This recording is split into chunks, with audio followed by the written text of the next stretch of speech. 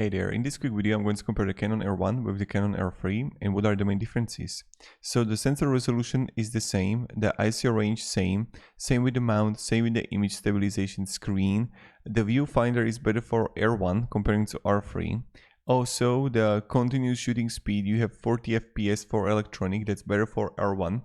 And then you are going to have dimensions and weight is better for Canon R3.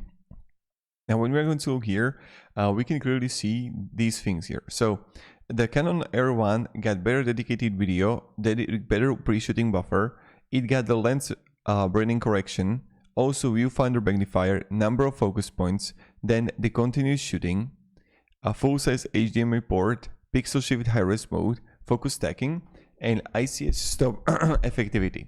On the other hand, the R3 got better LCD resolution, better battery life, and better weight. So that's primarily the differences. So have a great day and goodbye.